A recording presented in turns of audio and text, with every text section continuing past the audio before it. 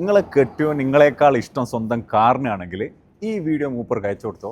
പിന്നെ നിങ്ങളോട് ഒരു പ്രത്യേക മുഹബത്തായിരിക്കും. ഗൈസ്, തീ കൊണ്ടുള്ള കളിയാണ്. ഇത് ഞാൻ ആദ്യമായിട്ട് കാണുന്നതാണ്. ഇതൊരു ഫ്ലെയിം ലാമിനേഷൻ മെഷീനാണ്, അതായത് തീ കൊണ്ട് ഒട്ടിക്കുന്ന പ്രോസസ്സ്. ഇതിൻ്റെ റിസൾട്ട് എന്ന് പറഞ്ഞു കഴിഞ്ഞാൽ ലൈഫ് ടൈം ആ ഒരു സ്റ്റിക്കിൽ അങ്ങനെ നിൽക്കും. ഞാൻ എൻ്റെ LCGR ഫ്ലോർ മാറ്റ് മാറ്റാൻ യാക്കോ ഓട്ടോമോട്ടീവിൽ വന്നപ്പോൾ ഇവരുടെ ഒരു ഡിസ്പ്ലേ ഏരിയ കണ്ടപ്പോൾ തന്നെ ഇവരുടെ പ്രൊഫഷണൽ അപ്രോച്ച് മനസ്സിലായി.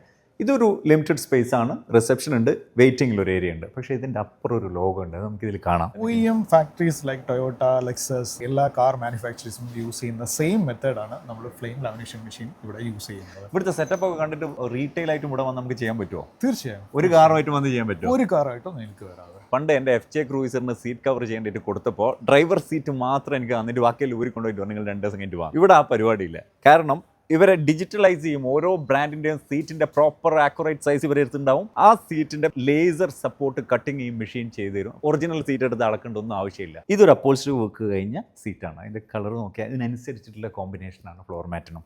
ഇത് സീറ്റ് കവറാണ്, അതിൻ്റെ തന്നെ ഫിറ്റിങ്സ് നോക്കിയാൽ അതിനനുസരിച്ചുള്ള ഫ്ലോർ മാറ്റ് ഉണ്ട്. ഈ ഡയമണ്ട് സ്റ്റിച്ചിങ് കണ്ടും മടുത്ത് അപ്പോൾ ഒരു പ്ലെയിനിൽ ഡിഫറെൻറ്റ് ലുക്കിൽ ചെയ്യാൻ കസ്റ്റമൈസേഷൻ പറഞ്ഞു. ഞാൻ വിചാരിച്ചത് 2 ദിവസം എടുക്കുന്നതാണ്. പക്ഷേ ഇവർ പറയുന്നത് 1 മണിക്കൂർ കൊണ്ട് തരും. ഡീറ്റെയിലിങ്ങിനോടുള്ള പാഷൻ കൊണ്ട് UK പോയിട്ട് UK ഡീറ്റെയിലിംഗ് അക്കാഡമിന്ന് സർട്ടിഫിക്കേഷൻ എടുത്ത മിസ്റ്റർ സാഹിർ എൻ്റെ കൂടെ ഉണ്ട്. IDA എന്ന് പറയുന്ന ഗ്രൂപ്പിൽ നിങ്ങൾ സർട്ടിഫൈഡ് മെമ്പർ അല്ലേ? യെസ്, ഇന്ത്യയിലെ 4ാമത്തെ സർട്ടിഫൈഡ് മെമ്പർ. അപ്പോൾ മിഡിൽ ഈസ്റ്റ് ഒരാൾ. ഇന്റീരിയർ ക്ലീനിങ് വെറും ക്ലീനിങ് മാത്രമല്ല, അത് പ്രിസർവിങ് യുവർ ഇന്റീരിയർ ഓൾസോ. നിങ്ങളെ ഇന്റീരിയർ ഒന്ന് ഡാമേജ് ആവാണ്ടും പ്രൊട്ടക്ട് ചെയ്ത് വെക്കണം. അതാണ് മെയിൻ ഗോള്. നമുക്ക് എല്ലാത്തിനും ഡെഡിക്കേറ്റഡ് ക്ലീനേഴ്സ് ഉണ്ട്.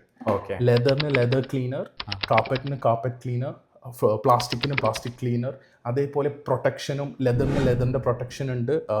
ഞാൻ ഉപയോഗിക്കുന്ന US-ന്റെ ആഡംസിന്റെ ഒരു ബ്രാൻഡ്. ഇവരുടെ സീറ്റ് കവേഴ്സ് മാത്രം ചെയ്യുന്ന ഡിപ്പാർട്ട്മെന്റ് ഇത്, ഫ്ലോർ മാറ്റ് ചെയ്യുന്ന ഡിപ്പാർട്ട്മെന്റ് ഇത്, അതുപോലെ തന്നെ അപ്പോൾച്ചറി ചെയ്യുന്ന വേറെ ഡിപ്പാർട്ട്മെന്റ് ഉണ്ട്. അപ്പോൾ നമ്മൾ ചേഞ്ച് ചെയ്ത ഫ്ലോർ മാറ്റ് അതാ കിടക്കുന്നത്. അതിലൊരു ഡയമണ്ട് സ്റ്റിച്ചിങ് വരുന്നുണ്ടായിരുന്നു.